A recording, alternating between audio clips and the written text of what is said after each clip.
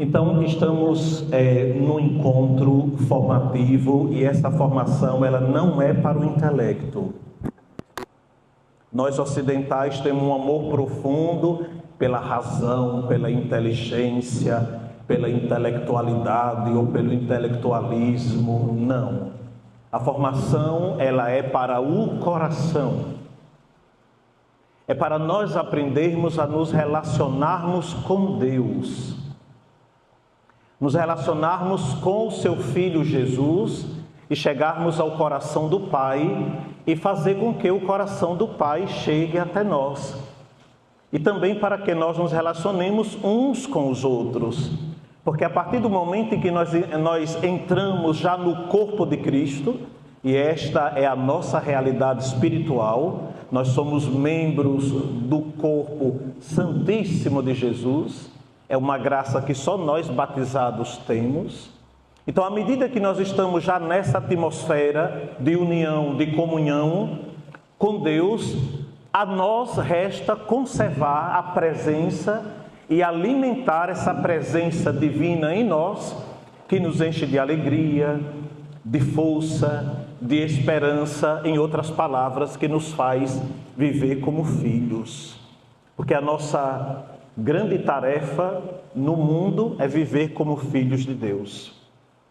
O texto que nós vamos utilizar, certamente a fonte é a Sagrada Escritura, tá bem? Não tem conhecimento algum nem de Deus, nem do seu Filho Jesus, nosso Senhor, nem da igreja sem a palavra. Nós nunca iremos conhecer a igreja sem a palavra, porque a igreja ela foi pensada por Deus, ela foi prefigurada, ela foi preparada, ela foi instituída, ela foi enviada em missão e ela vai ser consumada no último dia, quando ele voltar em glória. Então, tudo que se disser sobre Jesus, se diz sobre a igreja, porque não tem como separar. Tudo que dissermos sobre Jesus, se diz sobre a liturgia, porque a liturgia não é um aparato de coisas que nós fazemos para cultuar. A liturgia é a própria ação de Jesus no mundo. Então, é muito importante a leitura orante das Escrituras e a nossa fonte, Primeiras Escrituras. Não sei se vocês conhecem este documento, nesta edição ou em outra, Sacrosancto Concilium. Já ouviram falar sobre a sigla SC? É o primeiro documento do Concílio Vaticano II, belíssimo. Porque pela primeira vez em 2000 anos, em 20 concílios, no concílio a igreja define a liturgia. Dedica pela primeira vez um documento exclusivo sobre a liturgia. E é interessantíssimo, porque o primeiro documento do concílio, ele não se chamaria Sacrosanto, do latim, Sagrado Concílio, ele se chamaria simplesmente de Sacra Liturgia ou sobre a liturgia. Mas como a liturgia é o rosto da igreja e manifesta a igreja, o documento recebeu o nome do concílio. Por exemplo, o documento sobre a palavra chama-se simplesmente Dei Verbo. O documento sobre a igreja chama-se simplesmente Lumen Gentium. O documento sobre os povos chama simplesmente Gaudium et Spes. Mas o documento de Sacra Liturgia recebeu o nome do concílio. Sacrosanto, Sagrado Concílio. É aqui a nossa, onde nós vamos trabalhar, ficar mais ou menos esta hora juntinhos. Então, a liturgia no mistério da igreja, gostei muito do Padre Elano, o Padre Elano está ali. Gostei muito do tema, porque mistério para o mundo pagão significa os cultos mistéricos. Por exemplo, as religiões de matriz africana, eles têm cultos naturalísticos e mistéricos. Seus rituais, sua maneira de cultuar os antepassados, as forças da natureza, as entidades, são mistérios pagãos. Isto é naturalístico, isto é um culto simplesmente voltado para as coisas pagãs. Mistério também pode ser entendido de maneira um tantinho também fora do nosso contexto, como coisas desconhecidas. Por isso que quando a gente escuta a palavra mistério na igreja, algumas pessoas dizem, aquilo que a igreja não sabe explicar, chama-se de mistério. E nada disso. Mistério no Novo Testamento, mistério na igreja é uma pessoa, é Jesus. Jesus é o mistério do Pai que foi revelado. Então o mistério é algo que nós conhecemos e simultaneamente está no rito. Então a gente entra na igreja e a pessoa que não tem fé, ela não vê Jesus. Mas a gente entra na igreja, quem tem fé já vê Jesus nos mistérios, na palavra, no Santíssimo, na mesa do altar, na assembleia, no Padre. Jesus está aqui no meio de nós. E nós vemos através de quê? Mistério. Por isso que a igreja depois transformou essa palavra mistério para sacramento, mas nós usamos as duas. Então o sacramento do batismo é um mistério, o sacramento da crisma é um mistério, o sacramento da Eucaristia é um mistério. Nós que participamos da Eucaristia, nós escutamos o Padre dizer: eis o mistério da fé. Anunciamos, Senhor, a vossa morte, proclamamos a vossa ressurreição, vinde, Senhor Jesus. A igreja também é mistério, porque ela é o primeiro sacramento do Filho, isto é, o primeiro sinal que se apresenta para a nossa vida. Então vamos agora entrar praticamente no texto. Vocês estão conseguindo enxergar aí? Não, né? Muito, mais ou menos. Primeiro nós vamos ver, ou nós vamos ver, a natureza da liturgia. Todos esses números estão aqui neste documento, que depois vocês podem ver.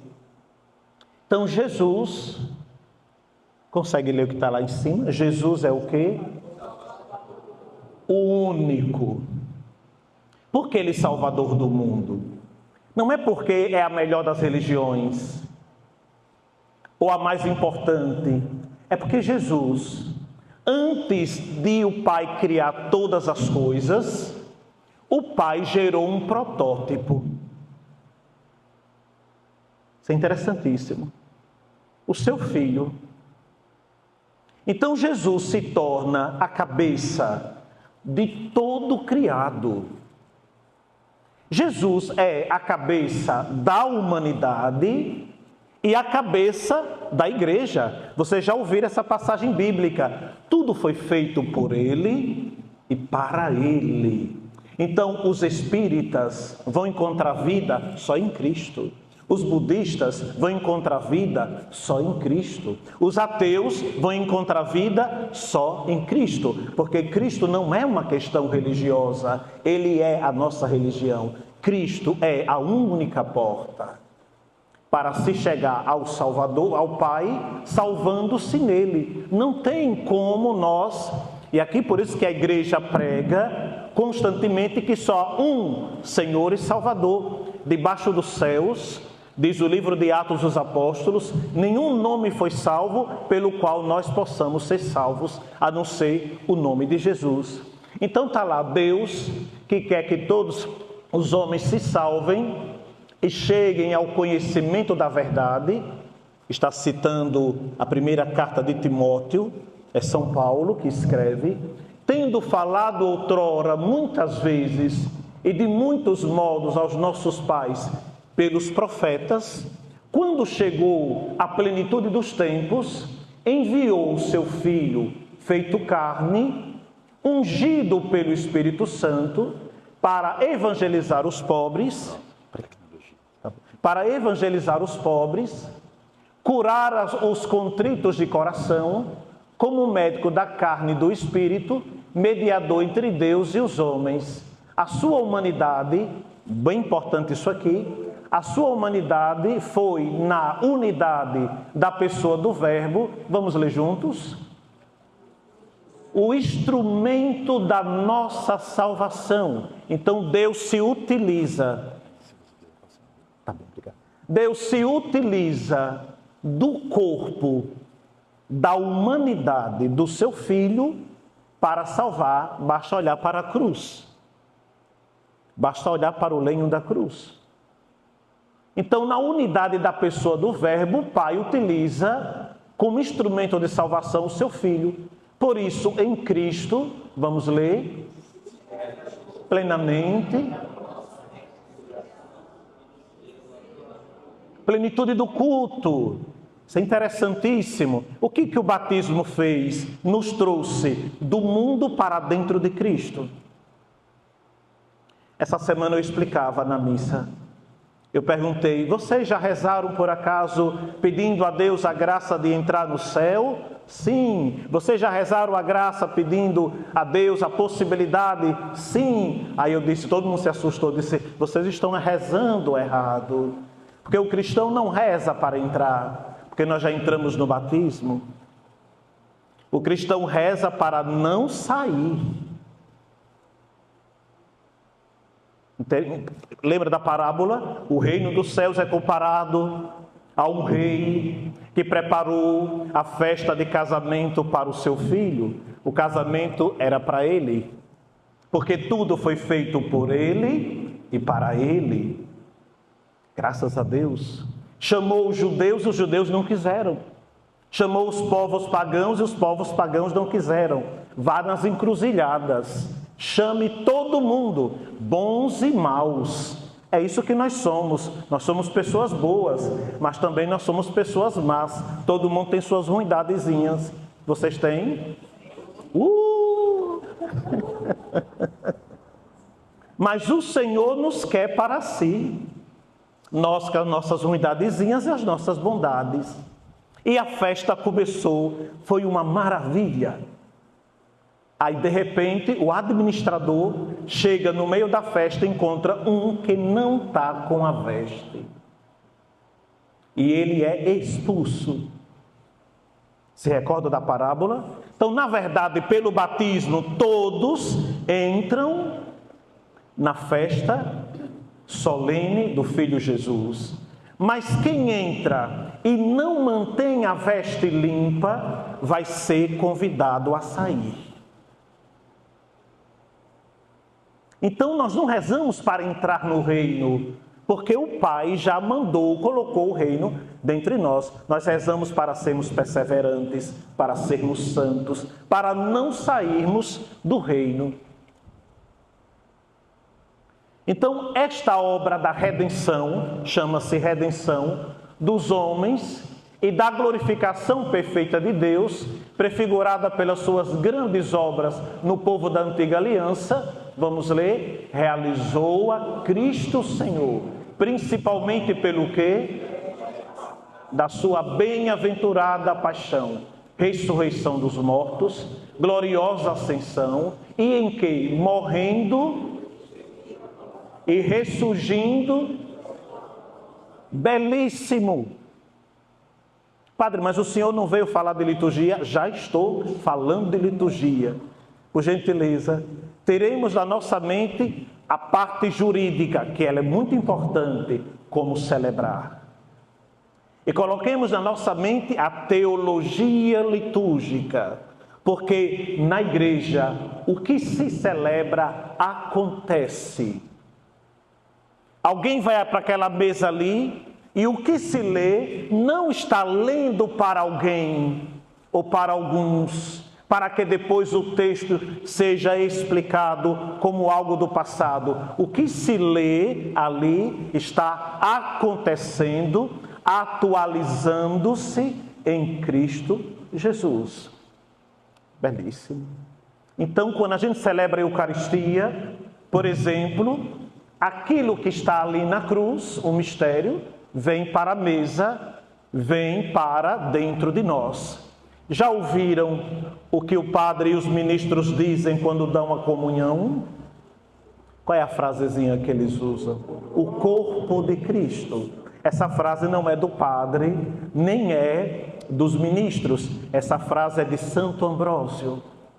Porque Santo Ambrósio vai explicar, quando você receber a Eucaristia, você vai escutar corpo de Cristo, porque você tem que entender que tem que se tornar aquilo que você recebe. Então você recebe o quê? O corpo, para se tornar o quê? O corpo de Cristo. Algumas pessoas vão numa outra direção. Elas comungam para se transformarem em pessoas meramente intimistas de Jesus. Já recebi Jesus, Ele está aqui dentro de mim, graças a Deus. Então eu e meu Deus, isso não existe na liturgia. Deixemos isso para os nossos irmãos protestantes. O meu Deus, não. Na liturgia existe nosso. Na liturgia existe corpo. Na liturgia existe assembleia, na liturgia existe família, na liturgia existe igreja, não existe individualismo, egoísmo, pessimismo, né? Acho que a pressão dela está baixa. A sua pressão baixou, né? Se quiser descansar, fica à vontade, viu? Porque ela está dormindo.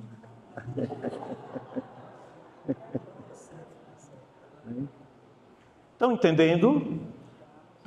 Na verdade, estamos falando da natureza da liturgia que transforma a nossa maneira de pensar. Olha a última frase lá embaixo, vamos ler. Foi do lado de Cristo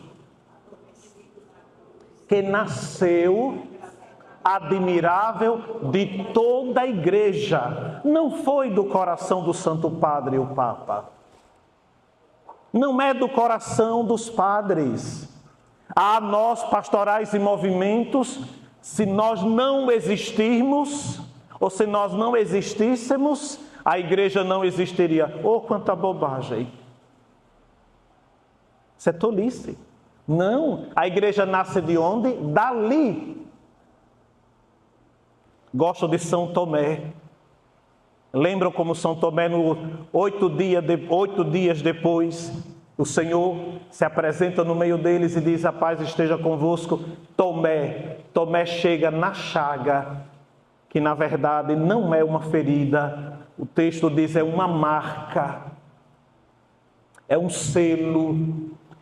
Usa o texto sigilo, carimbo, é uma marca. E Tomé fica querendo entrar e ver, mas Tomé vê algo lá naquela Santíssima Chagas. Ele vê o lugar de onde ele saiu, de onde ele vai voltar para o Pai. Então é do mistério de Cristo, nosso Senhor, que nós voltamos para o Pai. Vamos seguir? Pelo sacrifício e através dos sacramentos é o que acontece a nossa redenção. Como é que a gente se salva? Primeiro, pela cruz. Segundo, pelos sacramentos. Por isso que não se chateiem quando a igreja disser é preciso confessar-se, é preciso participar da Eucaristia, é preciso viver a graça do sacramento do matrimônio, é preciso receber a unção dos enfermos. Isto não é uma imposição, isto é o meio de salvação que os mistérios se manifestam na nossa vida. Tá bem? Então nós devemos nos confessarmos periodicamente.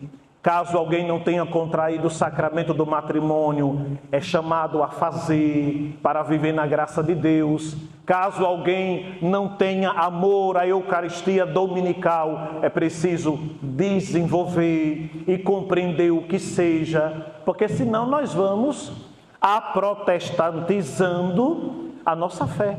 E no mundo protestante, sacramentos não existem, não são importantes. Eu me salvo quando eu levanto a mão e digo que aceitei Jesus como meu Senhor e meu Salvador, e vou para o culto, e tudo isso é muito bonito e muito importante, mas não lava, não traz a salvação para a alma. Por quê? Porque o pecado não é só contra Jesus. O pecado é sempre contra Jesus e contra o corpo de Jesus.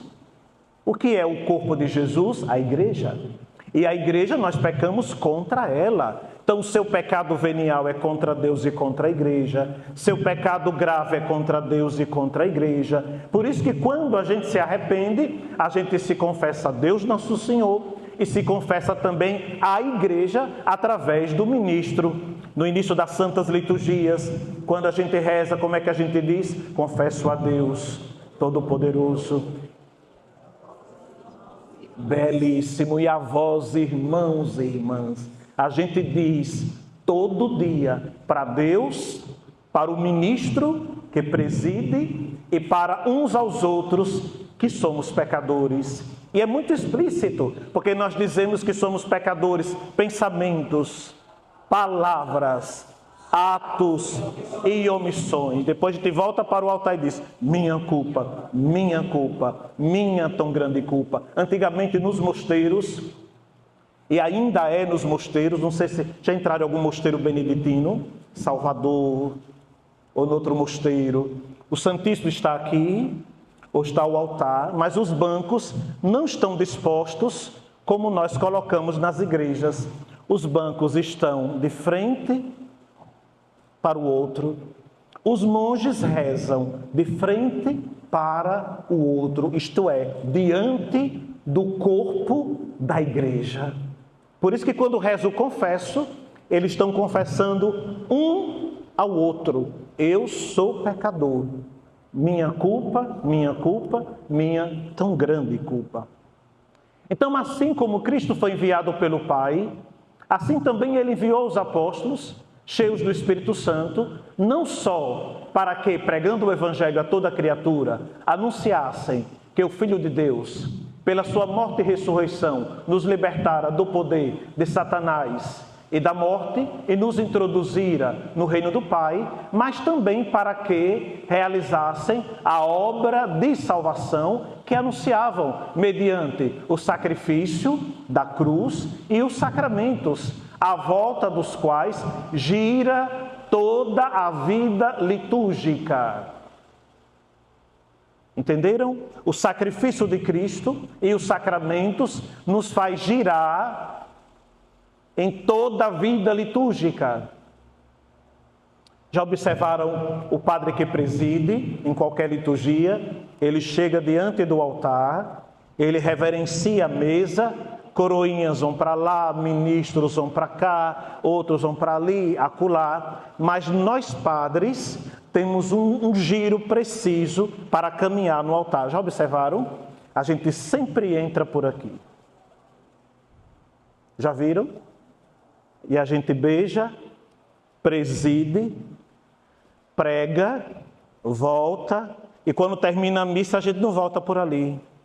A gente vem por aqui e sai sempre, em todos os lugares. Sabe por que esse movimento? Porque é o movimento contrário ao horário que gira o relógio. O relógio gira aqui. Cronologia. A liturgia gira aqui. Tempo da graça. O nosso movimento é anti-horário, porque essa mesa precisa ser girada em torno. Depois o padre coloca incenso sobre as brasas e ele não incensa para cá. Já observaram? Sempre aqui. Sempre indo para o Oriente. Sempre indo para Cristo. Sempre indo para a graça. Porque é aqui onde se planifica o culto. Então nós devemos aprender a perder tempo com a liturgia. Porque a liturgia é a pérola do coração de Jesus. É a pérola do coração da igreja. A nossa espiritualidade, ela ou é litúrgica, ou ela não é católica. Ou é litúrgica, ou ela não é católica. A nossa espiritualidade é eucarística, é sacramental, senão ela não tem fundamento. Ela não tem fundamento algum. Cansadinhos? Vamos seguir. Veja que nós estamos afunilando a natureza da liturgia. Então, pelo batismo, são os homens, gosto daquela palavra que está ali, porque é de São João Crisóstomo, de Ambrósio, de São Leão Magno. Que palavra é aquela? Esses padres da igreja pegaram de São Paulo. No batismo, os homens são enxertados no mistério pascal de Cristo, mortos com Ele, sepultados com Ele ressuscitados. Já viram o domingo de Páscoa? Tem uma imagem de Jesus ressuscitado que é muito bonita. Já viram? Eles com uma bandeira na mão, não é assim? Um estandarte, a gente o leva em procissão, né? Só que eu procuro na leitura das Escrituras e na leitura dos Santos Padres e na leitura do Magistério o respaldo daquela imagem e eu não encontro, porque Jesus ressuscitou dos mortos naquela imagem sozinho. Ele está sozinho com a bandeira. Ele saiu da mansão dos mortos com quem? Adão e Eva. Com a humanidade. Com a igreja. Quando o Verbo se fez carne no seio da Santíssima Virgem, toda a humanidade estava nele. Ele levou sobre si as nossas enfermidades. Ele desce à mansão dos mortos para nos libertar. Então Jesus não ressuscitou sozinho. Ele ressuscitou, levando consigo toda a humanidade, Adão e Eva. Adão e Eva. Tenho gravado esta imagem dentro de si, porque, vou repetir, no mistério pascal nós somos mortos com Ele, sepultados com Ele ressuscitados, recebe o espírito de adoção filial que nos faz clamar Abba, Pai, transformando-se assim nos verdadeiros adoradores que o Pai procura. E sempre que comem a ceia do Senhor, anunciam igualmente a sua morte até Ele vir. Por isso foram batizados no próprio dia de Pentecostes, em que a igreja se manifestou ao mundo, os que receberam a palavra de Pedro, a palavra do Evangelho. Então tudo na nossa vida está encastrado no mistério pascal de Cristo.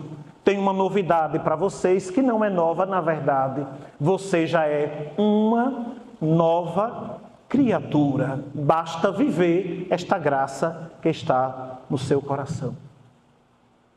Vamos ler juntos? E mantinham-se fiéis à doutrina dos apóstolos, à participação na fração do pão nas orações, louvando a Deus e sendo bem vistos pelo povo. Desde então, nunca mais a igreja deixou de se reunir em assembleia para celebrar o quê?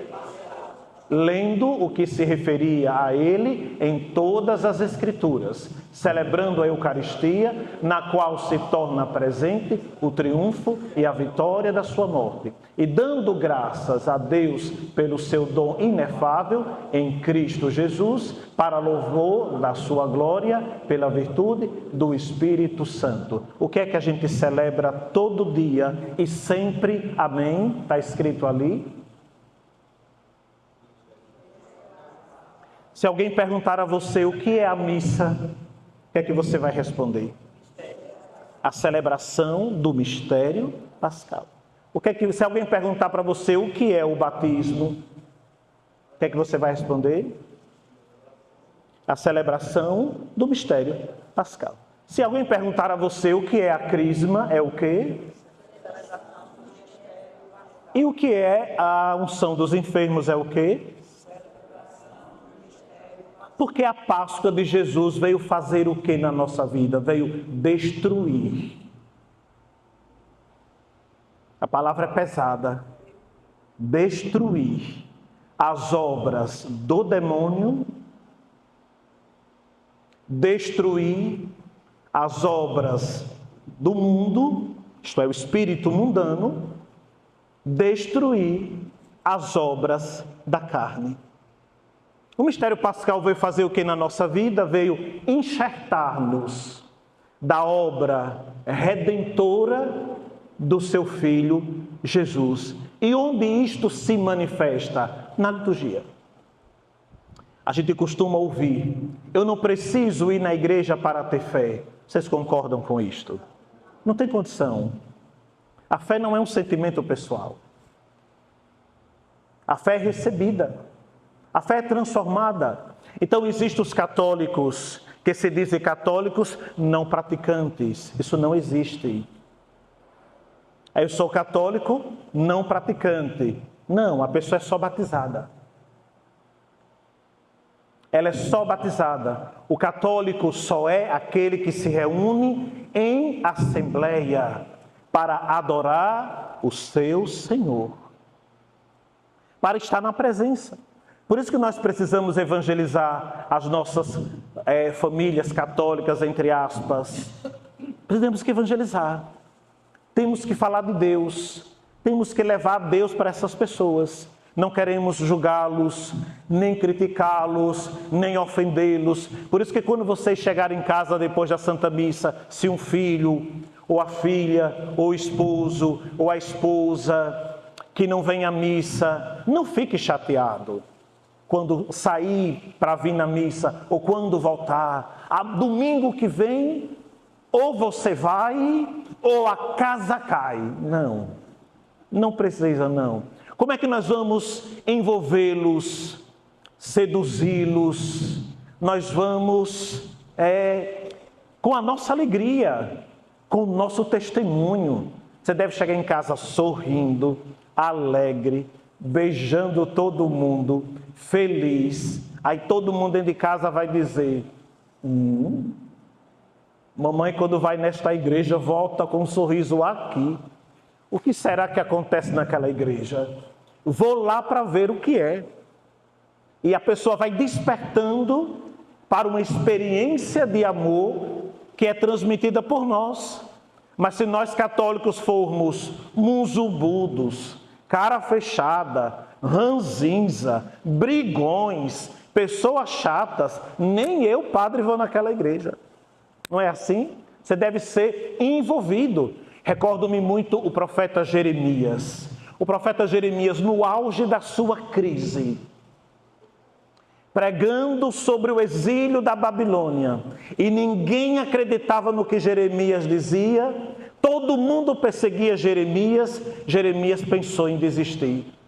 Mas ele, em uma das suas confissões, se não me recordo a quarta ou a quinta, Jeremias disse: eu não consigo deixar o Senhor, porque me seduziste, e eu me deixei seduzir. Seduziste-me, Senhor, e eu me deixei seduzir. A liturgia é uma sedução constante. Agora, ela é no seu rito repetitiva, porque a fé da igreja deve ser uma fé serena, equilibrada, profunda. Vocês nunca vão chegar numa igreja católica e vão encontrar o povo rodando. O mundo protestante não está assim? Sapateando no tapete de fogo? Não. A fé ela deve ser serena, profunda, equilibrada. Não queremos desordens, porque isso não faz amadurecer o nosso crescimento espiritual. Vamos seguir. Estamos afunilando presença de Cristo na liturgia. Para realizar tão grande obra, Cristo está presente na igreja. Grave isso no seu coração. Está presente na igreja. O ressuscitado não se manifesta lá fora. A missão lá fora é a evangelização da igreja. Mas o ressuscitado se encontra onde? No meio da igreja. Depois que o Senhor Jesus morreu e ressuscitou, ele aparece a quem? Aos membros da igreja para testemunhar. Então, onde é que Jesus está? Na sua igreja. Mas, especialmente, ele está onde? Nas ações litúrgicas. Está presente, vamos ler, na pessoa. O que se oferece agora pelo ministério sacerdotal é o mesmo que se ofereceu na cruz. Quer, e sobretudo, onde?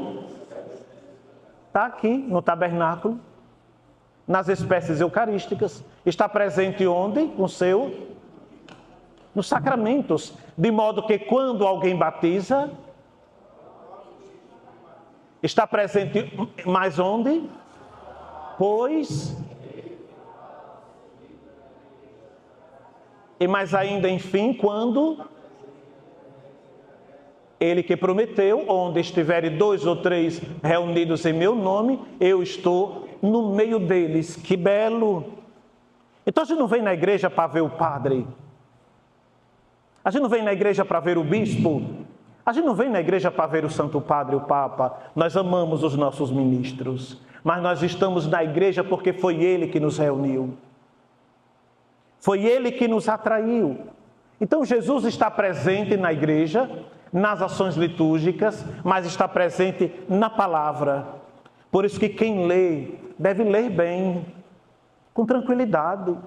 Uma vez uma pessoa chegou: padre, eu quero entrar no ministério da palavra, na equipe de leitura da palavra. Eu disse: sim, você pode entrar. Ele fez uma leitura, fez outra. Nossa, um desastre. Com todo respeito.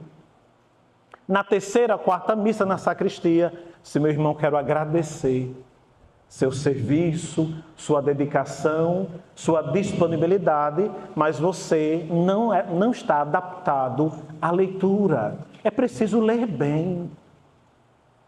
A mesma coisa quem canta nas missas. Tem gente que quer porque quer cantar sem saber cantar. Não.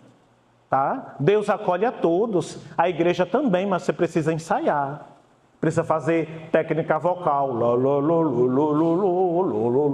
Precisa fazer técnica.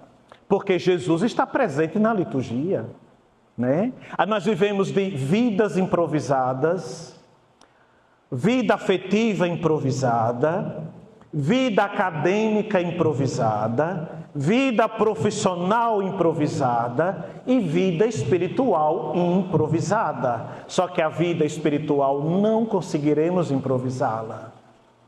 Por quê? Porque ela foi preparada pelos profetas.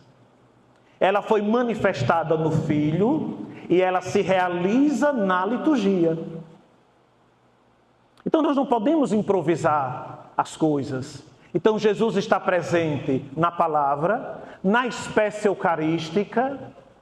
O tabernáculo surge no século XI para a comunhão dos enfermos. E depois, porque está no Santíssimo, para também que ele seja adorado. Quando chegar na igreja, ajoelhe-se, fique 5 minutos de joelhos, 2 minutinhos, em silêncio.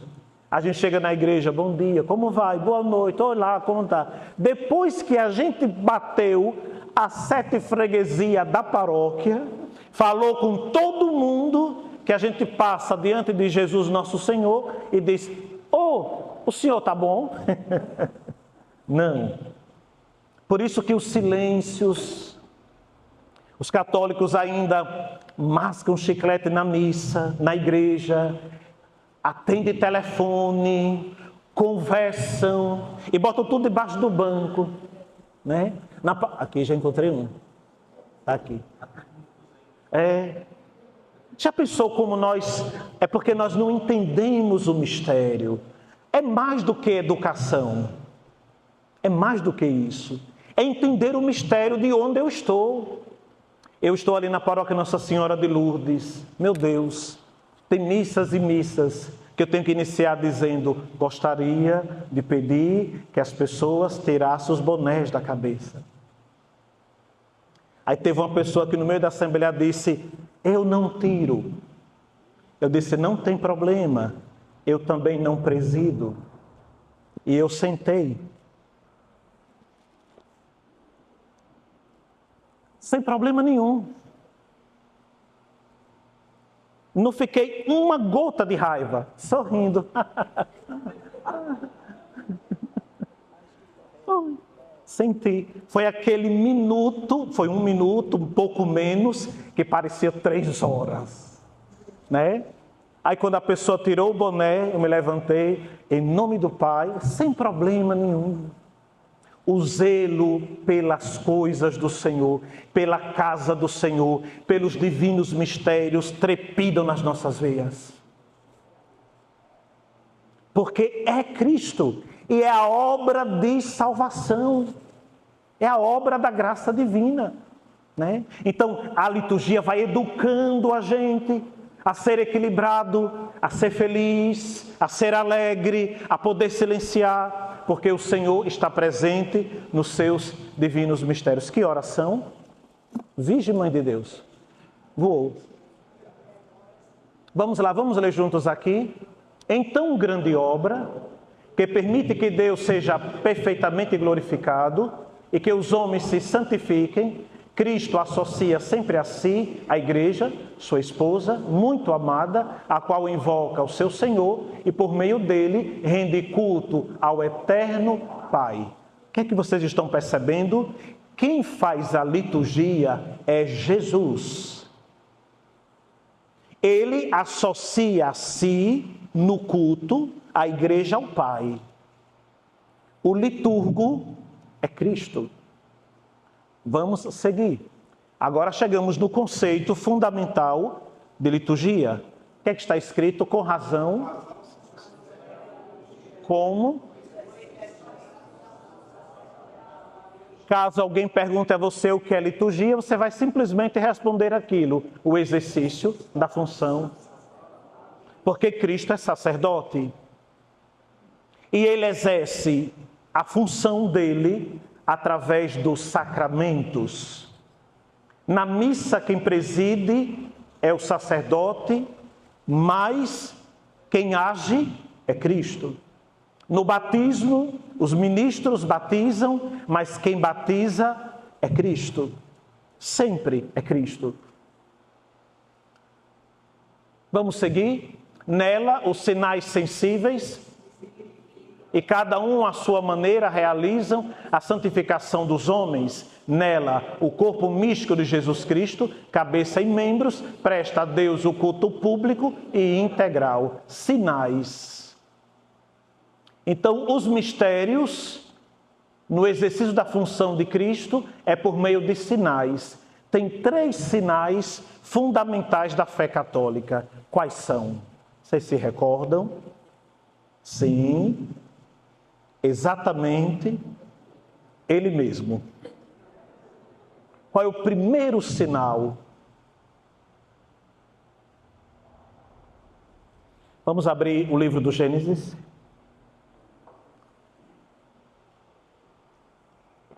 Capítulo 1, versículo 1. Gênesis 1, 1.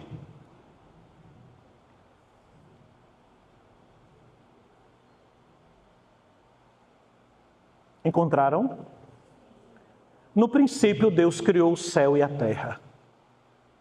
A terra estava vazia, as trevas cobriam o abismo e o Espírito de Deus pairava. Qual é o primeiro sinal? Água. Vocês observaram que no livro do Gênesis a água não é criada? Ela já estava.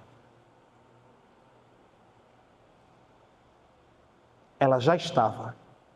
A primeira obra criada é a luz, que também não é o sol. O sol e a lua são criados no 4º dia. Perceberam? A primeira obra que vai ser criada ali, que nós chamamos de gerada, é a luz. Vamos para o Evangelho de João, capítulo 1. Quando João escreveu o prólogo, ele estava pensando em Gênesis 1.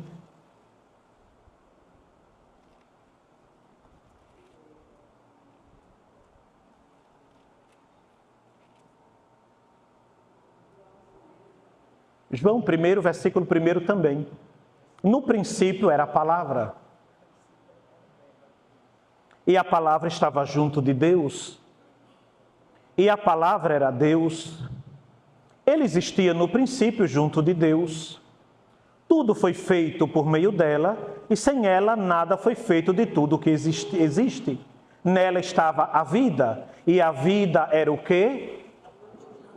A luz. O que foi criado no primeiro dia da semana? A luz. Nela estava a vida, e a vida era a luz dos homens. E a luz brilha nas trevas, e as trevas não conseguiram dominá-la. Pule para o versículo 14. E a palavra se fez carne, e veio morar no meio de nós.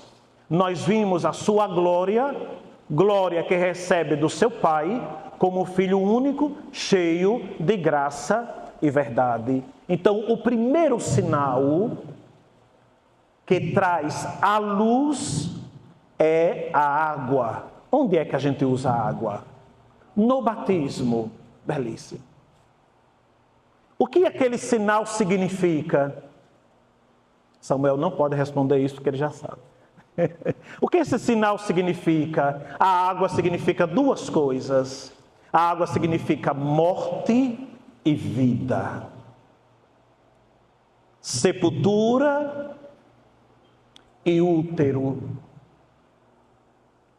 A pia batismal quer dizer sepultura e útero. Foi de lá que você nasceu.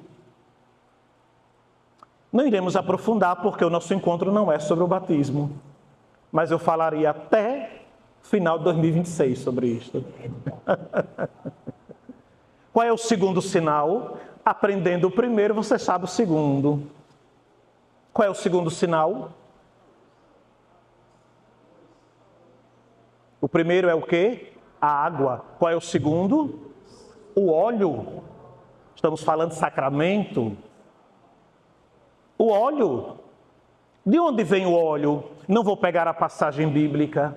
O dilúvio. Lembram quando as águas começaram a baixar? Ali também já tem água e se associa o segundo sinal de maneira prefigurativa. Noé constrói uma arca, coloca 8 pessoas, a família, os animais estão na arca, a água vem de cima e de baixo e levanta a arca. Depois, 40 dias, quando a água baixa, o que foi que comprovou que as águas tinham baixado e podia sair da arca? A pomba. Mas não só a pomba. A pomba trazia um galho de quê? De oliveira, que produz o azeite. Perceberam? Aquela oliveira na pomba significa a nova unção. Por isso que a palavra Cristo, ungido, Messias, é aquilo que nós nos tornamos. Se no batismo nós fomos sepultados e ressuscitamos, na crisma nós fomos ungidos. Qual é o terceiro sinal? Agora vocês já sabem. O primeiro é a água, o segundo é o óleo, o terceiro é o quê? O terceiro é o quê? Pão e vinho, sacramento. Água, óleo, pão e vinho. Atenção, não é pão fermentado nem uva. Tá bom? As igrejas costumam no ofertório trazer uva e trazer um pão bonito, né? Não, aquilo não é símbolo da liturgia. Tem significado nenhum na missa aquilo ali. O único significado ali é o café da manhã do padre. Delicioso aquele pão. Aí quando vem no ofertório aquela bandeja de uva lindíssima e o pão, eu que estou preso assim, lucrei agora no café da manhã. Mas não tem nada a ver com a liturgia. Tudo na liturgia é pascalizado. Quero dizer, é passado. Quero dizer, é triturado. Olhe para a pedra, isso é pedra. Mas é uma pedra pascal. toda trabalhada. Isso é pedra, mas é uma pedra pascal, toda trabalhada e talhada. O pão é pascal, o grão já foi triturado, ele é ázimo. Olhe para o vinho, é a uva, nós cantamos isso na missa, muita uva amassada no pé, é o vinho, muita uva amassada na fé, é Jesus. Não é assim que a gente canta? Então na liturgia não entra praticamente nada sem ter passado pela Páscoa. Por isso nós colocamos nas igrejas as janelas e os vidros. Mas geralmente os vidros devem ser vitrais, coloridos, para que a luz natural passe colorida com a luz do prisma da Páscoa. Então vamos voltar para o conceito. Nela os sinais, água, óleo, pão e vinho, etc., sensíveis, significam morte e vida. E cada uma à sua maneira realiza o quê? A santificação dos homens. Então a gente participa da missa para viver a graça batismal no Espírito, para sermos santos. Você precisa liturgicamente querer ser santo. Não tem sentido, meus irmãos, estarmos na igreja sem querer sermos santos. Não tem sentido algum. Volte. Voltou em nome de Jesus. Que horas são?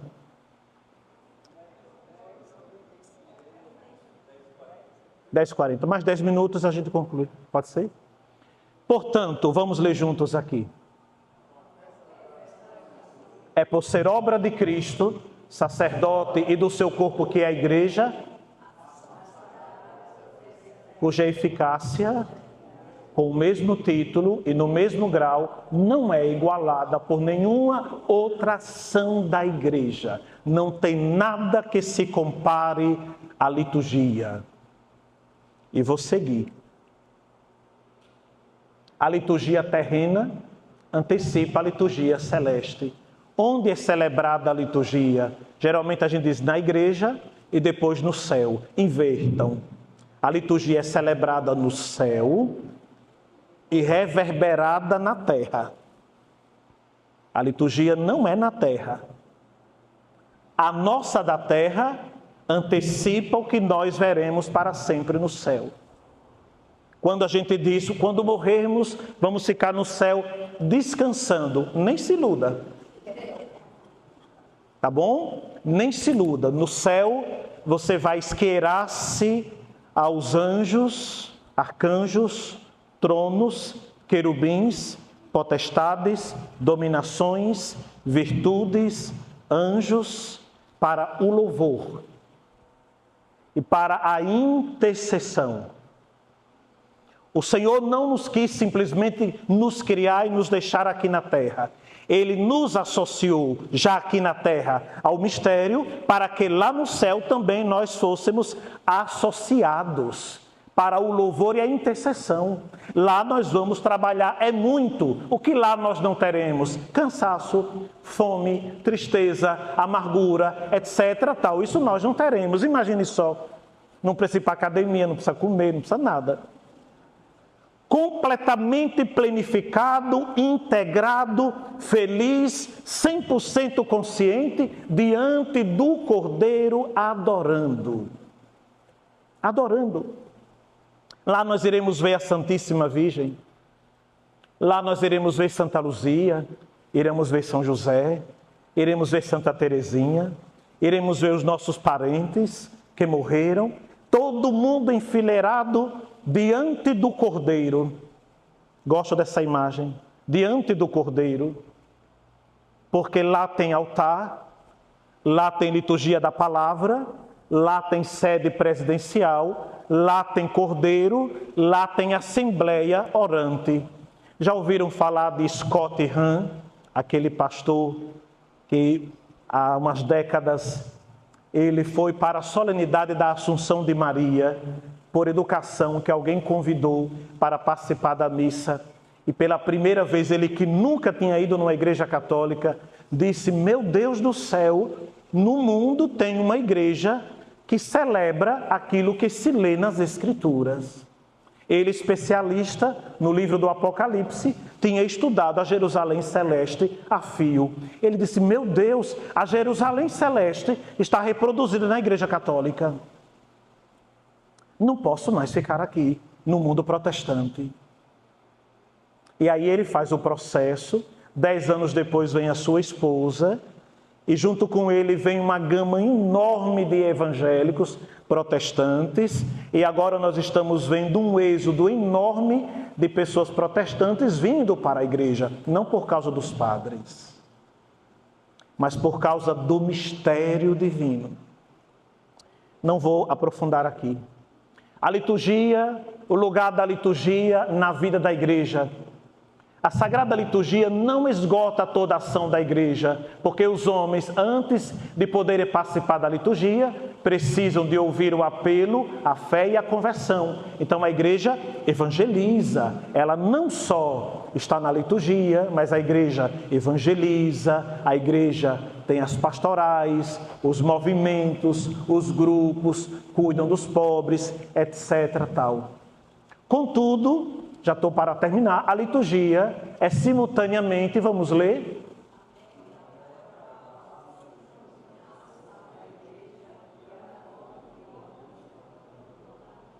Então, na liturgia, tudo que nós fazemos é por causa dela, e ela é a fonte onde o homem recebe toda a força. Toda a força. Na verdade, o trabalho apostólico ordena-se a conseguir que todos os que se tornaram filhos de Deus pela fé e pelo batismo, vamos ler, se reúnam para que, no meio da igreja, para que participem no sacrifício e comam da ceia do Senhor. A vida é preciso passar pelo encontro com o Senhor na liturgia sempre. A liturgia, por sua vez, impele os fiéis, saciados pelos mistérios pascais, a viverem como? Unidos pelo amor.